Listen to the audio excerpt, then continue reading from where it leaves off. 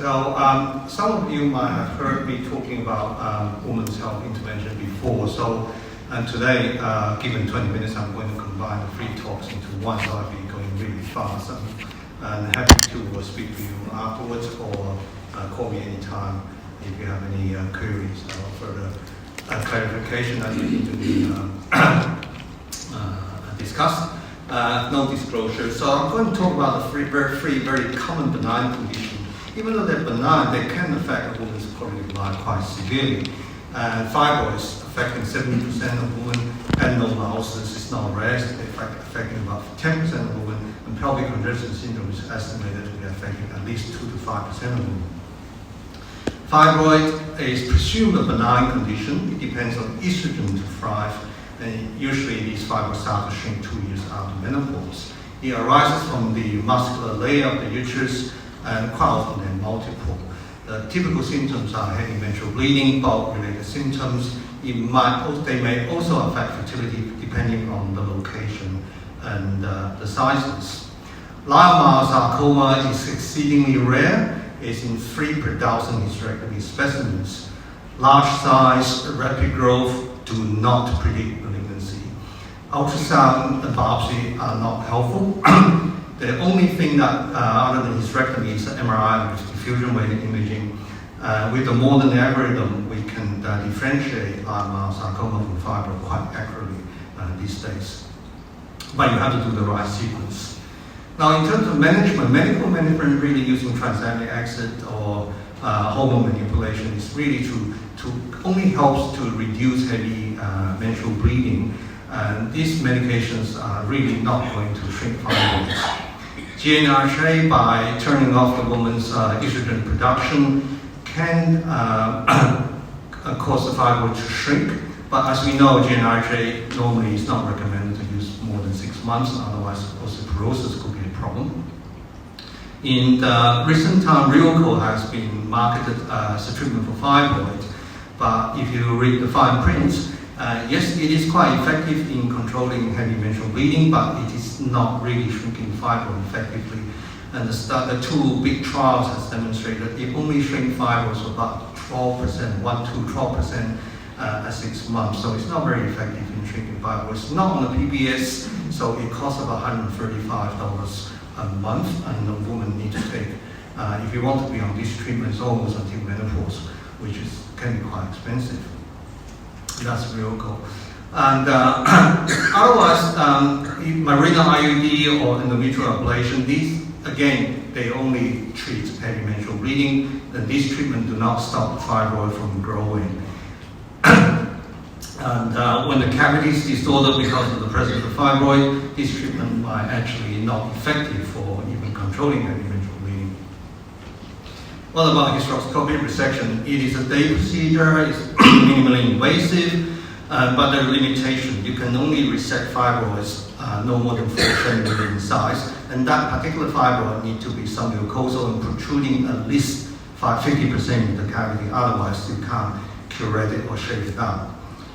Myomectomy is a treatment to remove individual fibroids, and this is usually offered to younger women who are pursuing fertility and pregnancy.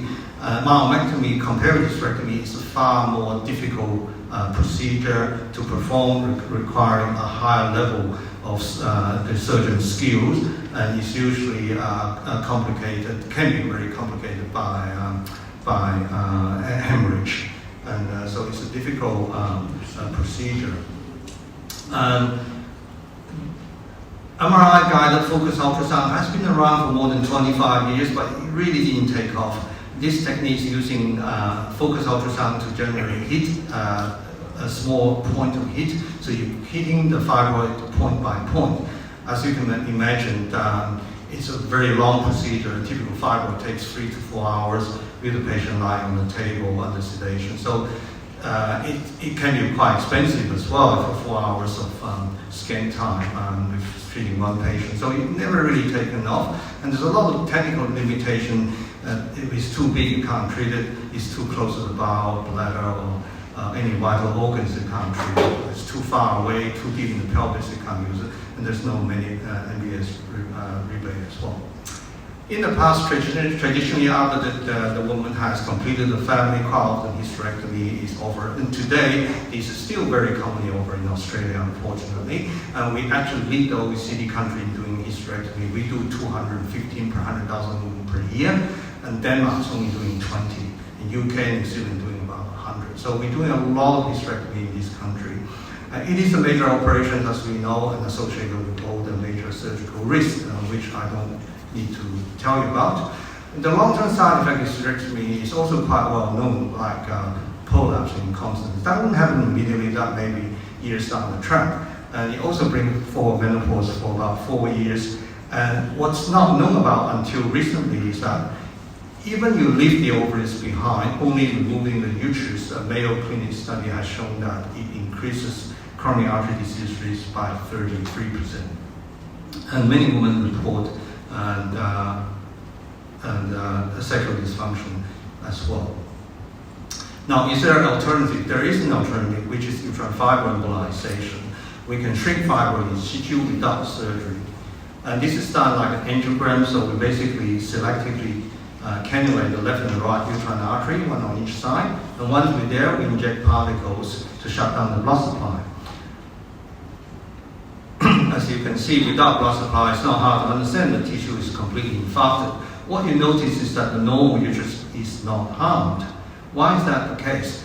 In normal myometrium, there's immense capacity in recruiting collateral vessels, and this happens during pregnancy, and these vessels are shut down at childbirth. So blocking a few of these uterine arteries in the normal myometrium is not going to harm the uterus. And the patient needs to stay overnight because it takes time for these blood vessels to wake up, and therefore the patient needs to be on pain management for the ischemic pain. But typically the next morning the pain is manageable with oral medication. They usually stay one night and they go home. As you can see, the fibroid is completely infarcted, yet the normal myometrium is still enhancing normally. In fact, many younger women can still get pregnant after this procedure. Now, because we're treating the whole uterus, so size doesn't matter. So this fibroid is 500 ml by itself, and so it's adequately, effectively treated. And numbers doesn't matter either, because we're not treating one by one, we're treating the whole uterus. So that's why, unlike myomectomy, you often contact with problem of recurrence, because you're removing some of these fibroids, other will grow. So quite often, a few years down the track, the patient might need another surgery because the symptom has recurred. But UAE is considered to be one-off treatment, and so it's been compared with hysterectomy, and Cochrane review back in 2014 has concluded there's no difference in patient outcome whether you do UFE or hysterectomy. In other words, this is as good as hysterectomy in alleviating patient symptoms. Are there any side effects or complications? Usually not related to the procedure. We have not have to send anyone to ICU. We have not have to do a vascular surgery to repair the injury. We've been doing a few thousands of these cases here. And so that has not happened. Basically, technically, it's a very safe procedure. And complications are usually related to the submucosal location of the fibroid. After embolization, the female myometrium might break down and allowing dead fibroid tissue to discharge into the cavity. That can be in the form of vaginal discharge, spotting, and sometimes passage of small fibroid tissue. That's all fine.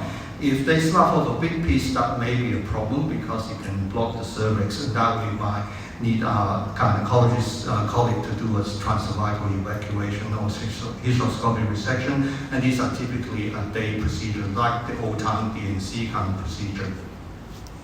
These days, we proactively manage this kind of patient. If we see the fibroid is large, some mucosal location protruding in the cavity, we know this kind of fibroid is going to be a troublemaker. So what we do is we embolize the patient, but before we do the UFE, we schedule the patient with the gynecologist to have a planned delayed and hysteroscopic resection. As you can see, this fibroid here is not resectable, it's too big and too vascular. So after embolization, it's a lot smaller, softer, completely extruded into the cavity, and that's a very easy procedure for the gynecology. So the patient come back with an entirely normal uterus.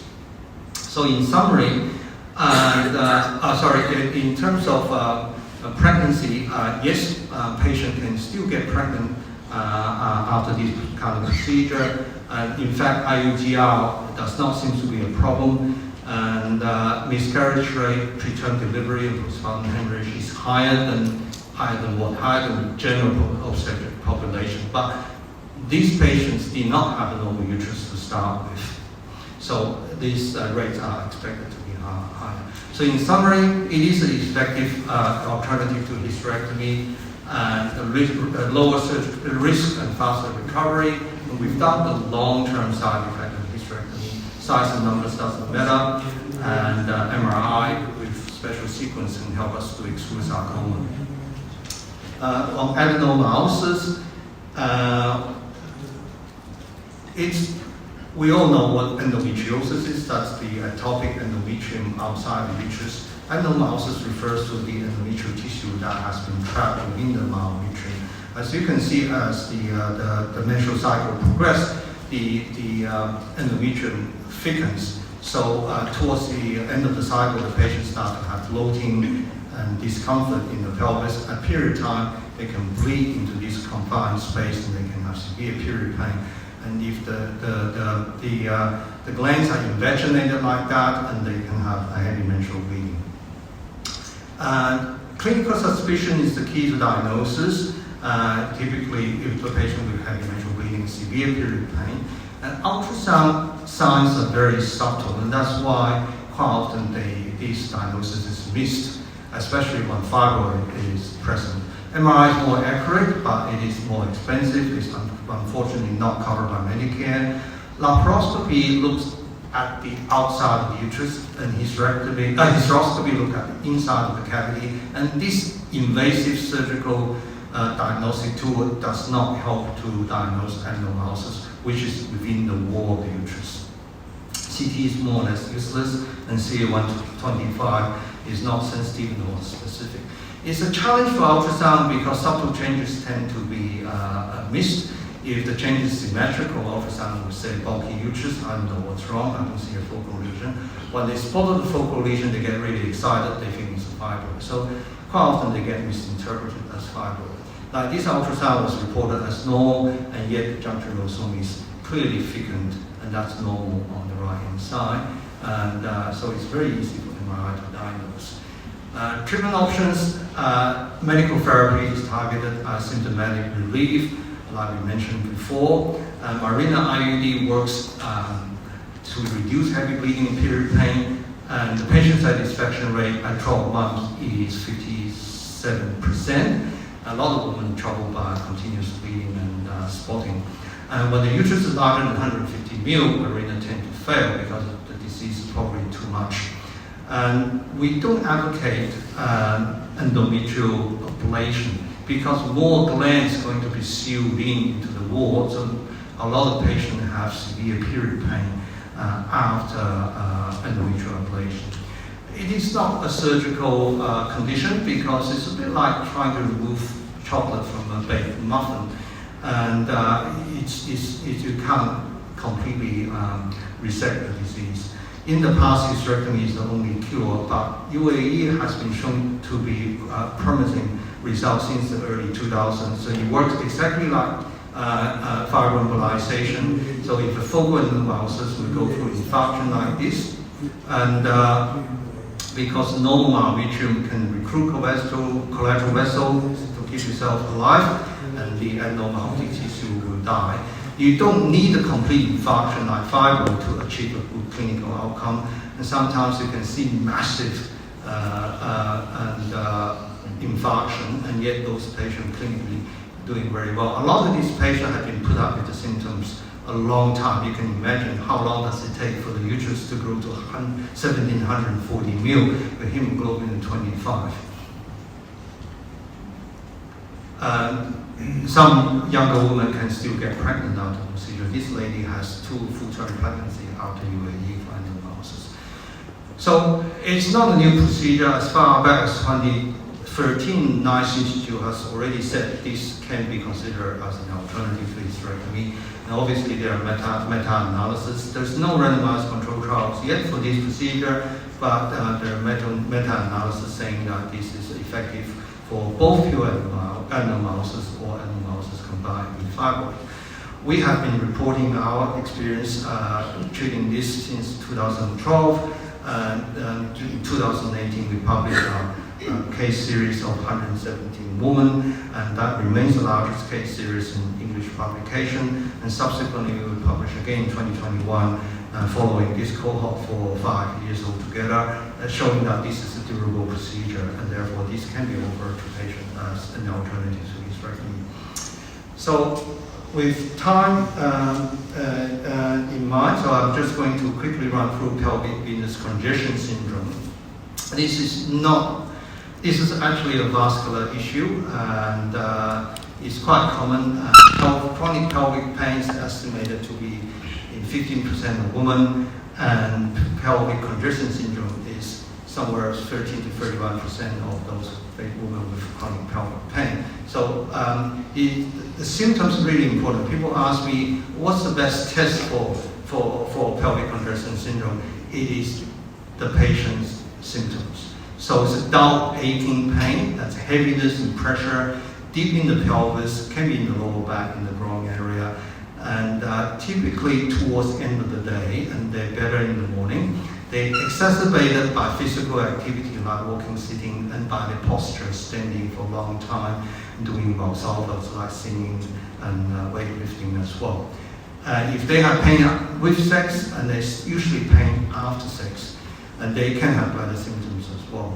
And the signs are associated signs, no direct signs. You might find associated varicose veins in the legs or labial area.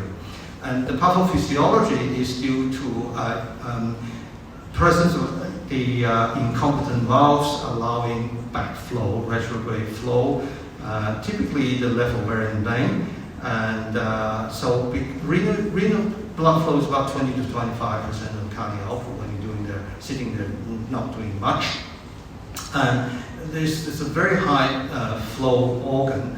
And if the veins the valves are incompetent, that will allow this unnecessary traffic and unnecessary pressure causing congestion in the pelvis is overwhelming your existing drainage system.